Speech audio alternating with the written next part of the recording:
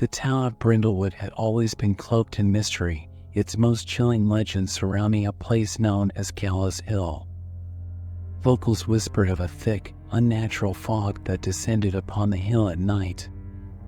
From within, faint footsteps could be heard, accompanied by the dim glow of a swaying lantern.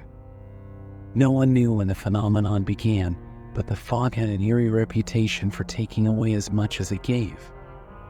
The stories took root in 1985 when Nathan Scott, a young man known for his adventurous spirit, disappeared after entering the fog. He had been dared by friends to explore Gallow's Hill, but he never came back. Search parties combed the area for weeks, but no trace of him was ever found. The incident became local lore until, 3 years later, something impossible happened. Clara Austin, a little girl who had vanished years earlier, walked out of the fog. Her family was overcome with joy at her return, but their relief soon gave way to unease. Clara's eyes held a hollow look, as if she had seen things no child should. When they asked her where she had been, she spoke of a creature with a lantern that guided her through the endless fog. Her words were fragmented, as though she was struggling to recall. "It kept walking," she said. "Never stopped. Just kept leading the way." When asked to describe the creature, Clara's demeanor changed.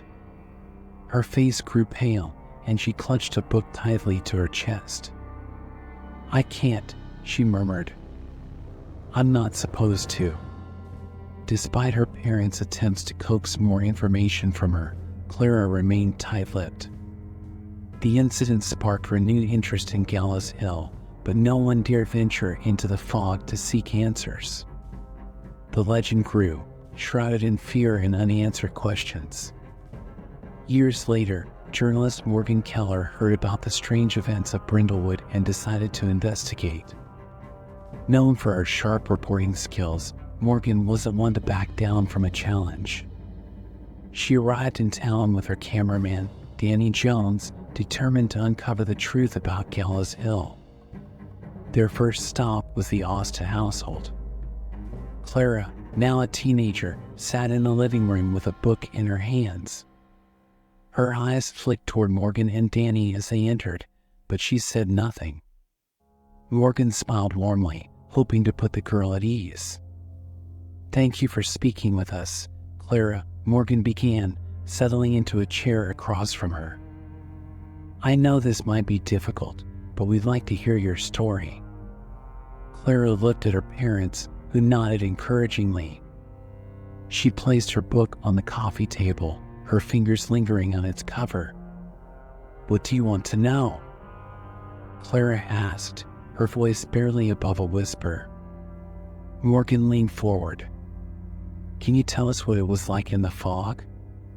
Clara hesitated, her brow furrowing. "It was quiet," she said finally. "Too quiet. Like everything else in the world stopped." Morgan jotted down notes.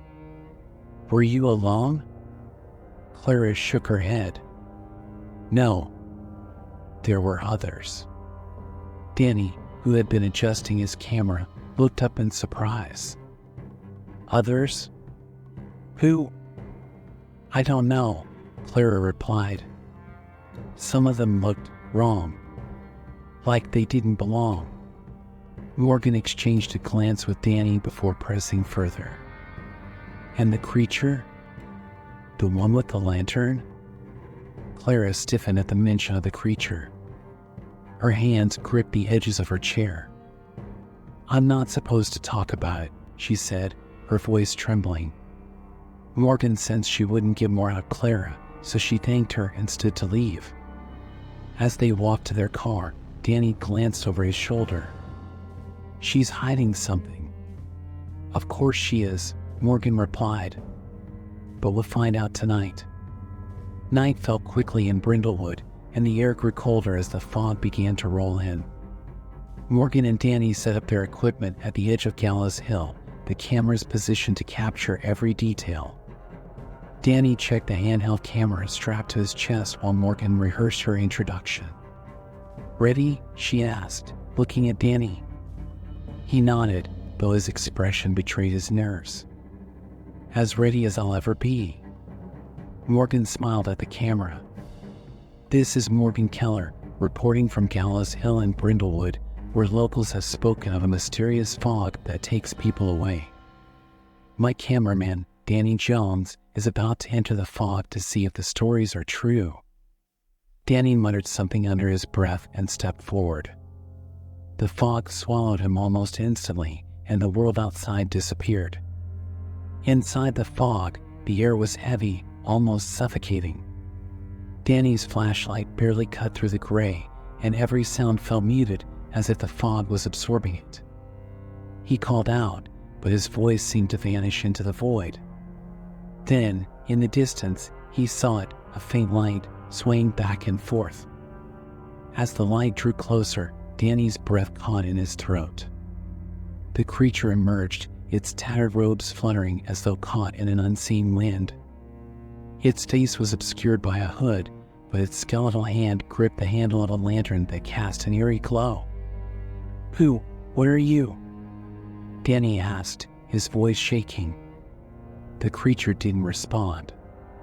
It raised the lantern, the light illuminating a path deeper into the fog. Without thinking, Danny followed, his camera capturing every step. Outside the fog, Morgan paced anxiously.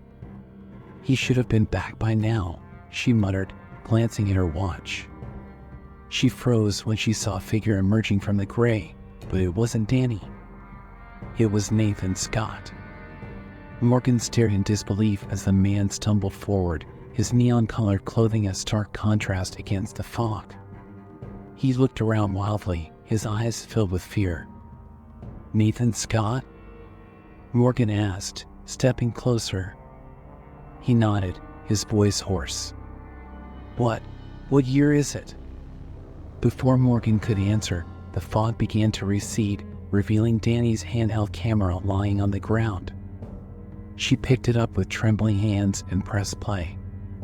The footage showed Danny following the creature deeper into the fog. At one point, the camera captured Nathan walking past Danny as if he weren't there. The final moments showed a skeletal hand gripping Danny's shoulder before the screen went black. Morgan turned to Nathan, who was wringing his hands nervously. "What happened in there?" she asked. Nathan's voice was barely audible. "It felt like I was walking forever. There were others, too, people who looked like they'd been there for years. Some of them were just bones." Morgan knew she needed to get Nathan to safety.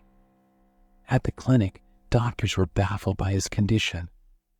Despite being missing for 3 years, he showed no signs of malnutrition or dehydration.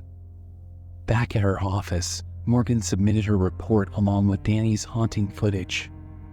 Her editor, though skeptical at first, couldn't deny the evidence. The story went viral, sparking renewed fascination with Gallows Hill. But for Morgan, the success felt hollow. Danny was still out there, walking behind the creature in the endless fog. She could only hope he would find his way back, if the fog allowed it. As days turned into weeks, Morgan couldn't shake the image of the swaying lantern, leading Danny deeper into the unknown. The whispers of Gallows Hill grew louder, drawing more seekers to its haunting embrace. But none who entered ever returned unchanged. Somewhere in the fog, Danny's footsteps echoed, the light of the lantern his only guide. And the creature walked ahead, leading him further into the gray abyss.